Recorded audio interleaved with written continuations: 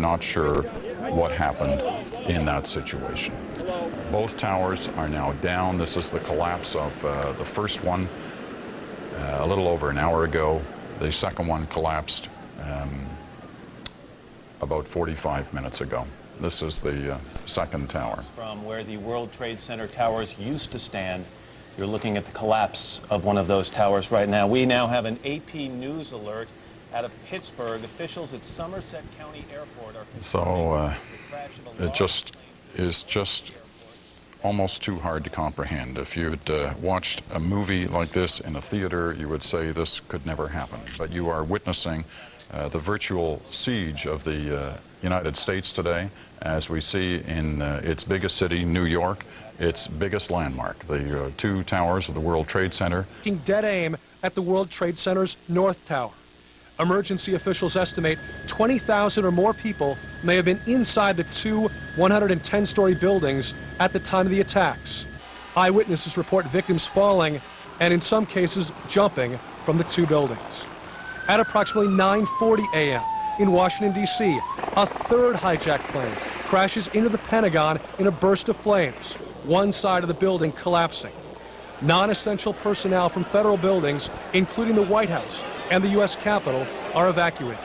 9:59 a.m., the South Tower of the World Trade Center collapses. An unknown number of people still trapped inside. 1/2 hour later, at approximately 10:28 a.m., the North Tower of the World Trade Center collapses. Rubble, debris spreading for blocks.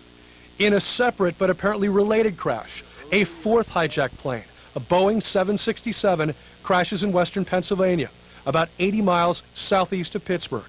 The FAA closes all domestic airports, shutting down all U.S. airspace. So again, Tom, 4 hijacked airplanes. We know what happens at each of the 4. Other officials investigating now, both apparently the worst terrorist attack in the mainland United States ever. Tom? Thanks very much, NBC's David Bloom. What we don't know. And the winds just whipped through these corridors for several minutes, eventually calming down to such an extent where there was just a thick gray haze throughout the entire area, Tom. All right, thanks very much, CNBC's Ron Insana, who was right in the middle of it all today. Empathy and prayers for the most part, still tough talk. Is he going to get tough? Being hit by aircraft, apparently hijacked aircraft. The word has been still yet to be confirmed that there was an aircraft out of Boston on its way to Los Angeles that was hijacked and diverted towards New York City, was one of the aircraft. Still unclear on the other one. Henry Champ joins us from Washington. Henry, you can update us on something now? Can now tell you that at least 3 aircraft were at some point or another this morning hijacked by apparent terrorists. The NTSB now confirming, and the Pentagon as well, confirming that the first plane that struck the World Trade Center was indeed that plane you're talking about that was flying out of Boston.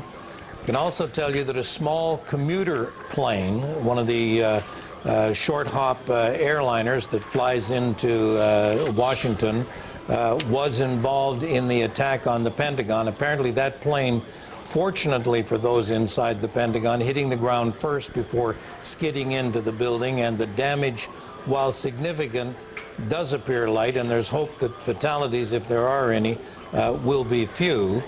And then the Pentagon is now saying that they are monitoring another plane currently in the air that they believe... Tower on the World Trade Center.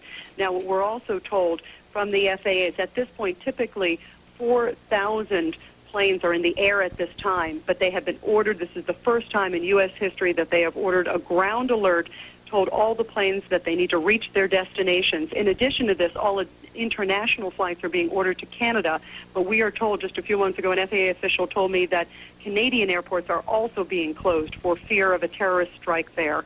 So just a lot of enormous concerns all over the country Rita, at this point, and preparations being made. Just to emphasize, but 50,000 people work in the World Trade Center on any given day, and those World Trade Centers no longer exist. They have actually disappeared, disintegrated into the ground from an implosion as a result of the explosion that occurred just about 3 hours, 2.5 hours ago. Rita Cosby, we were talking about who might have been responsible for this. Fox News has learned from intelligence sources that at least one government, or one organization, we should mention, has claimed credit, the Democratic Front for the Liberation of Palestine. You suggest Osama bin Laden may have been involved. The Taliban, that can let you know what's going on, and that's not always the easiest thing to do in this type of terrorist organization. All right, thank you very much, General Norman Schwarzkopf.